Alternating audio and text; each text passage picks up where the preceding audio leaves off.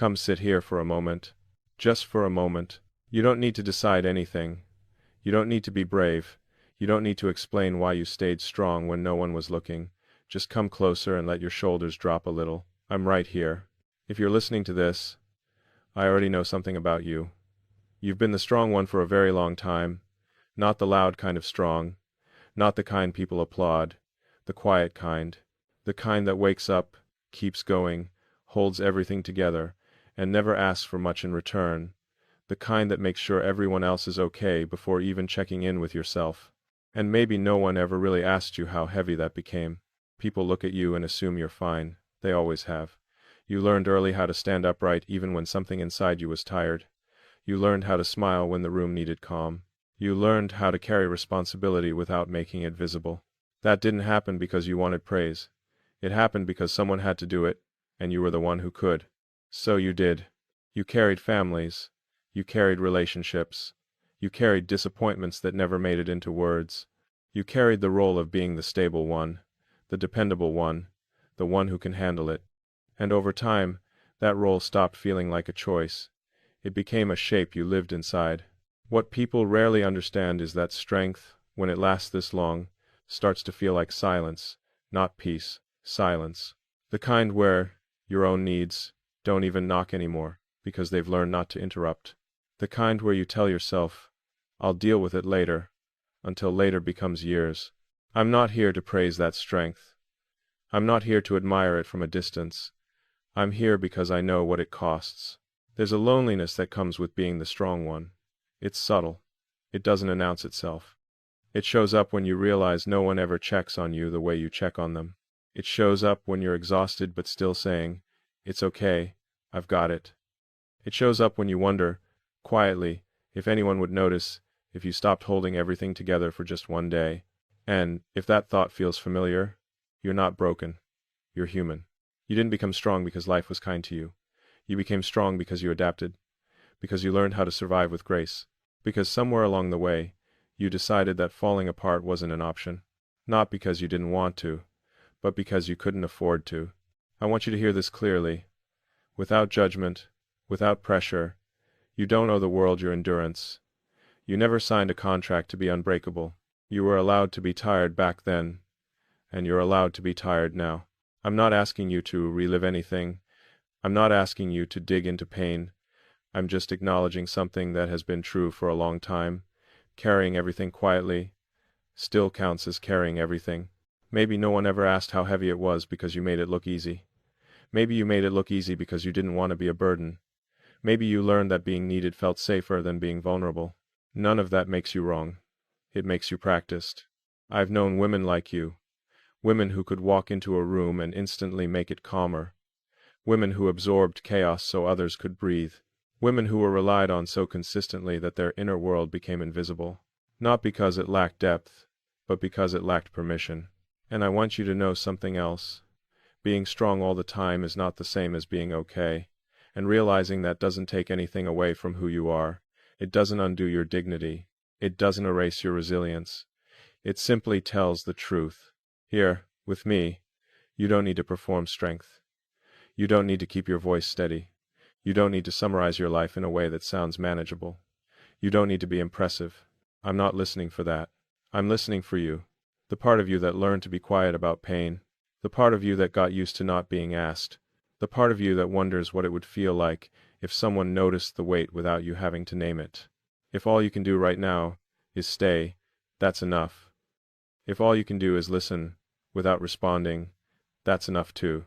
You don't have to open anything you're not ready to open. Just let yourself be here without holding the room together. You've been the strong one for so long. And maybe, just maybe, this is a place where you don't have to be that for a moment. Strength is a lonely place. Not because people leave you, but because they stop asking. They assume you're fine. They assume you've got it. They assume that if something were wrong, you'd say so. And after a while, you stop correcting them. Not out of pride, out of habit. You learned how to carry things quietly. You learned how to soften your own weight so others wouldn't feel uncomfortable leaning on you.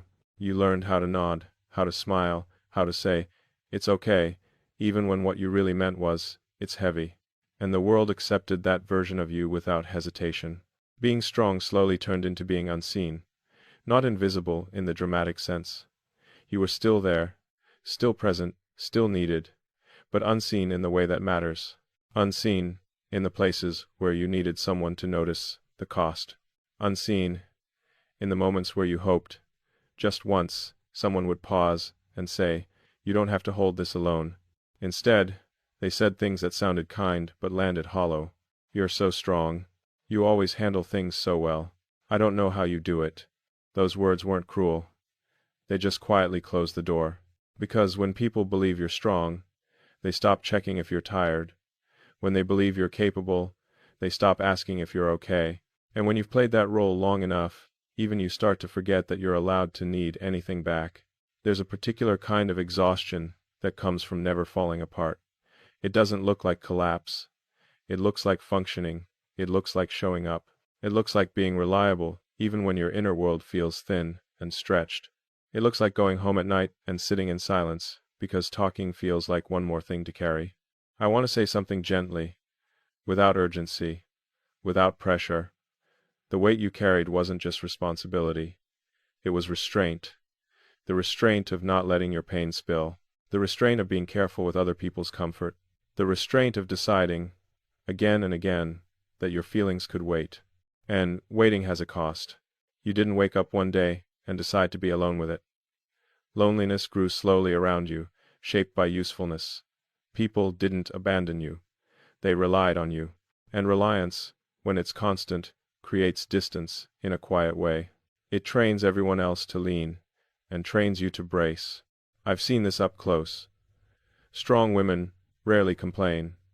They adapt, they adjust, they become experts at carrying weight without changing their posture. And because they don't ask for help, the world assumes none is needed. Not out of neglect, but out of trust. That trust can feel heavy when it's unbalanced. There were moments when you struggled and brushed it off. Moments when someone asked, "How are you?" and you gave the shorter answer because the longer one felt inconvenient. Moments when you sensed that if you truly spoke, it would change the atmosphere. And you didn't want to do that. You didn't want to be the reason the room got quiet. So you stayed composed.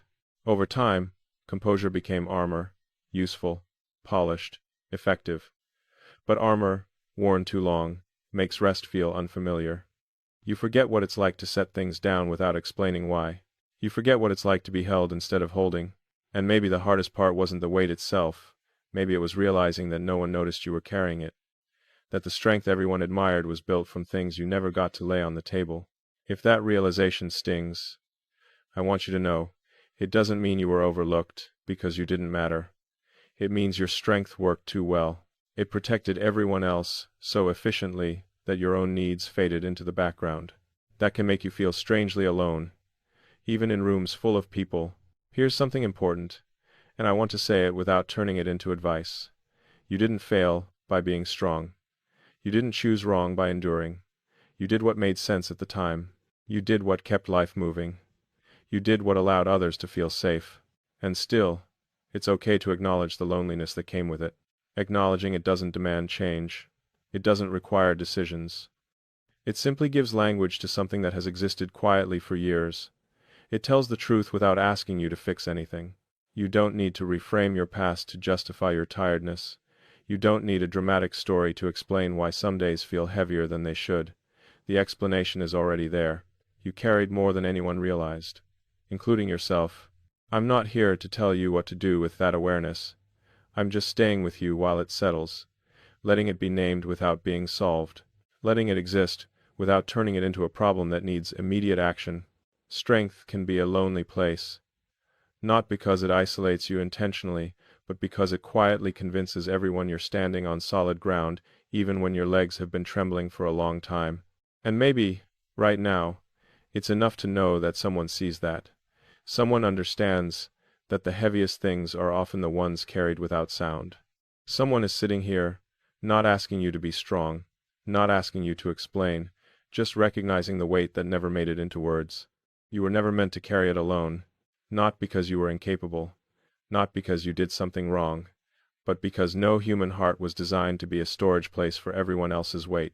Strength was something you stepped into over time. It wasn't something you owed the world. It wasn't a promise you made. It was a response. A way of adapting when life quietly asked too much. Somewhere along the way, strength became your posture. The way you stood, the way you listened, the way you kept going even when something inside you wanted to pause. You didn't announce it. You didn't dramatize it. You simply adjusted. And the world adjusted with you, learning that you were the one who could handle it. That's how it happens. Not suddenly. Gradually. You didn't wake up one morning and decide, I'll do this alone. You just noticed that things kept landing in your hands. And because you were capable, because you were thoughtful, because you cared, you held on. You told yourself it was temporary. You told yourself it was manageable. You told yourself you'd put it down later. Later kept moving. What matters here isn't blame. Not yours. Not anyone else's. What matters is recognizing a truth that's been quiet for a long time. Carrying alone was never the design. It was the workaround. There's a difference between being strong and being supported. You learned the first so well that the second slowly slipped out of reach. Not because you didn't deserve it, but because your strength filled the space where support could have lived. People assumed you were steady. They trusted your balance, and you rarely corrected them. That doesn't make you closed. It makes you practiced. I want to say something carefully, without turning it into instruction. You didn't miss your chance to be softer. Softness wasn't removed from you. It was postponed, set aside, protected, even. You placed it somewhere safe, because life felt like it needed more from you at the time. Softness doesn't disappear just because it's been waiting. Neither does your need to be met halfway. You were never meant to translate every burden into silence. You were never meant to be the emotional anchor for everyone without having one yourself. You were never meant to prove your worth by how much you could endure without flinching. Endurance can be impressive. It can also be exhausting. There's a quiet relief that comes from realizing this wasn't a personal failing, that the tiredness you feel isn't weakness finally catching up to you. It's simply the body and heart responding honestly to years of responsibility carried with grace. You don't need to reevaluate your entire life to honor that truth. You don't need to rewrite your story. You don't even need to change anything yet. Sometimes healing begins much earlier than action. It begins with permission. Permission to acknowledge that what you did was heavy. Permission to admit that it wasn't meant to be endless. I'm not asking you to put anything down right now. I'm not suggesting you open doors you're not ready to open. I'm simply sitting with you in this recognition, because it deserves company. There's something profoundly human about realizing you don't have to justify your need for connection. You don't have to earn the right to be supported by first proving how strong you are. Support isn't a reward, it's part of being alive. And I know that idea might feel unfamiliar. When you've been the one holding things together, receiving can feel awkward, even undeserved. You might notice an instinct to minimize, to say, it wasn't that bad. To remind yourself that others had it worse. That instinct protected you once. You don't have to fight it, just notice it. Because even if you never said it out loud, there was a part of you that hoped someone would see past the strength, someone who wouldn't need you to collapse before offering closeness, someone who could sit beside you without asking you to summarize your pain in a way that made sense to others. That hope doesn't make you needy. It makes you honest. You can acknowledge that you weren't meant to carry it alone without turning your life upside down, without demanding answers, without making promises to yourself or anyone else. Awareness doesn't rush, it widens. And in that widening, something subtle happens. The weight doesn't disappear, but it shifts.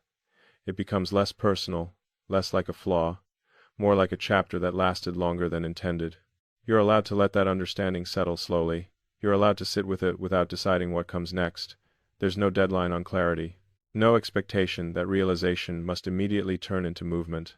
For now, it's enough to recognize that the strength you lived inside for so long was a role you learned, not a sentence you were given. It doesn't define the limits of what you're allowed to feel. It doesn't cancel your right to rest in someone else's presence. You were never meant to carry it alone, and knowing that doesn't take anything away from who you are. It simply makes space for who you still get to be. What if someone stayed this time? Not in the dramatic way. Not with declarations or promises or plans for the future. Just stayed. Quietly, steadily, without asking you to become someone else in order to deserve the presence. I want you to imagine that without pressure. not as a goal, not as a hope you have to protect yourself from, just as a possibility that can exist for a moment without being questioned. Because so much of your life has been shaped by leaving. People leaving emotionally, situations ending before you were ready, roles shifting without warning. You adapted to that by becoming consistent. You became the one who stayed when others couldn't, the one who didn't disappear when things got uncomfortable. And over time, staying became something you gave, not something you received. So, when I ask what it would feel like if someone stayed, I'm not asking you to believe in it. I'm asking you to notice how your body reacts to the idea. Maybe there's curiosity, maybe there's skepticism, maybe there's a reflex to smile politely and move on. All of that is understandable, because staying isn't just about presence. It's about tolerance. Tolerance for silence, for pauses, for moments where nothing needs to be solved. And you've lived in a world where presence usually came with conditions, where love often meant effort, where connection had to be earned through usefulness. What if it didn't? What if staying meant sitting beside you without needing you to be strong, without waiting for you to break so they could feel important, without asking you to explain yourself in ways that make your experience easier to digest, just staying because you're there? That kind of presence can feel unfamiliar, even unsettling. When you've been self-sufficient for so long, closeness without demand can feel like something you don't quite trust yet. You might wonder what the cost will be. You might look for the moment where you'll be asked to give more than you have. Those instincts make sense. They kept you safe before. I'm not offering you certainty. I'm not telling you that everything changes once someone stays. I'm simply exploring the idea that staying doesn't have to be loud to be real. It doesn't have to come with guarantees. It doesn't have to announce itself as permanent to be meaningful. Sometimes, staying looks like not rushing you, like not filling the silence with advice, like not correcting your feelings, like not stepping away when you soften. You've spent years being composed, being careful, being the one who maintains balance. It's natural if the idea of someone staying while you don't perform that role feels strange, even risky, because strength has been your way of keeping control. Staying asks for something different. Not vulnerability on demand, just honesty in its own time. And honesty doesn't always look like tears or confessions. Sometimes it looks like letting your guard rest a fraction lower, like admitting you're tired without following it up with reassurance, like allowing someone to see you when you're not particularly impressive. I want to say this clearly, without turning it into expectation. Staying is not about saving you. It's not about filling gaps or healing wounds. It's about companionship. About not leaving when there's nothing to fix. You don't need someone to rescue you. You've proven that repeatedly. What you may not have experienced enough of is someone who doesn't need you to be invincible in order to remain. That kind of presence doesn't ask for anything back immediately. It doesn't hurry you into trust. It doesn't treat your history as something to overcome. It respects the pace you earned. And I know part of you might be thinking, I'm not sure I'd know what to do with that. That's okay. You don't need to know. You don't need to prepare. You don't need to become more open, more healed, more anything. Staying doesn't require readiness. It requires patience. You've been patient your entire life, often with everyone but yourself. This time, patience can move in the other direction, toward you, toward your rhythm, toward your boundaries as they are now, not as someone wishes they were. What if staying meant there was no rush to define anything, no pressure to label the connection, no urgency to decide where it's going, just an understanding that being present is enough for now? For someone who's spent decades being reliable, that can feel like a relief you don't quite trust yet. Relief without obligation. Relief without performance. You don't have to lean into the idea. You don't have to open your arms. Just let it exist at the edge of your awareness. Let yourself consider that not everyone leaves when things get quiet. That not everyone needs you to be strong in order to remain interested. And if part of you doubts that, that's okay too. Doubt isn't rejection. It's memory. It's experience speaking in a protective tone. You can listen to it without letting it make decisions for you. I'm not here to convince you of anything. I'm not promising that staying will always be gentle or simple. I'm only saying that it doesn't have to be earned through endurance. You've stayed for others countless times, without applause, without certainty, without knowing how it would turn out, and you did it because it felt right in the moment. What if someone did the same for you? Not as a grand gesture, not as a declaration, just as a quiet choice, made again and again, to remain present, to not step away when you exhale, to not disappear when you stop holding everything together. You don't have to answer that question. You don't have to believe in it. Just let it stay with you for a moment. Let it rest beside everything you've carried so far. You can rest here, not in the sense of giving up, not in the sense of stopping your life or stepping away from who you are.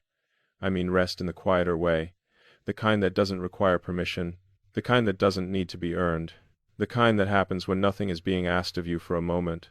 You've spent so much time being upright, being composed, being available. Even when you were exhausted, you stayed alert. Even when you were hurting, you stayed functional. Even when you longed for stillness, you kept moving, because that's what life seemed to expect from you. Here, you don't have to hold that posture. You can let your shoulders soften. You can let your thoughts wander without organizing them into something useful. You can exist without translating your feelings into something understandable for someone else. There's no requirement to make sense, no expectation to reassure, no role to perform. Rest doesn't mean the weight disappears. It means you're not gripping it so tightly for a moment. You might notice how unfamiliar that feels. When you've lived in responsibility for a long time, rest can feel strangely exposed, as if letting go, even slightly, might invite chaos. That instinct makes sense. It protected you. You don't have to push it away. Just notice that you're safe enough right now to loosen your hands a little. I'm not asking you to trust anything you're not ready to trust. I'm not asking you to lean in a way that feels unnatural. I'm simply here, steady, without expectations, letting you take the shape you need in this moment. You don't need armor here. Armor is heavy. It served you well, but you don't have to wear it all the time. Not here. Not now. You're allowed to be unguarded without being unprepared. You're allowed to be quiet without disappearing. You're allowed to be soft without losing yourself. Rest doesn't erase your strength. It reveals another side of it. There's a version of strength that doesn't clench, that doesn't brace, that doesn't prove. It's quieter. It looks like breathing fully. It looks like letting yourself be seen without editing. It looks like not rushing to fill space. You've lived long enough to know that not everything meaningful announces itself. Some of the most important shifts happen gently, almost unnoticed. Like realizing you don't have to keep watch every second. Like realizing you don't need to anticipate everyone else's needs before acknowledging your own presence. I'm not offering solutions. I'm not tying this moment to a future outcome. There's no promise attached to resting here, no hidden expectation that you'll emerge transformed. This is simply a pause, a place where you don't have to move forward or backward, a place where you're allowed to just be. And if all you feel is tiredness, that's okay. If what comes up is relief mixed with caution, that's okay too. If you feel nothing at all, that's still okay. Rest doesn't demand a particular response. You don't have to explain yourself to me. You don't have to justify why this feels necessary. You've carried enough without having to defend the need to set something down. Sometimes rest isn't about closing your eyes. Sometimes it's about knowing you're not being evaluated, knowing that nothing is expected of you beyond your presence, knowing that if you exhale, nothing will fall apart. I'm not here to hold you in place. I'm here to sit beside you while you breathe at your own pace. There's a difference. One constrains, the other accompanies. And maybe what makes this moment different is that you're not being asked to decide anything. Not about the future. Not about yourself. Not about what comes next. You're allowed to exist in the space between effort and outcome. That space matters more than we admit. You've lived much of your life taking care of what comes next. Anticipating. Preparing. Adjusting. Here, the next thing doesn't need your attention. It can wait. You've done enough caring for now. If you notice a sense of quiet settling in, let it. If you notice resistance, let that be too. Nothing here needs to be corrected. Nothing needs to be rushed. You're not behind. You're not late. You're not missing anything by resting. You can stay exactly as you are in this moment, with your history intact, with your complexity untouched, with your dignity fully present. Rest doesn't take anything away from you. It simply gives you space to feel your own weight differently. And if you choose to move again later, you'll do it from a place that isn't clenched, from a place that remembers how it feels to not be braced against the world. For now, you can rest here.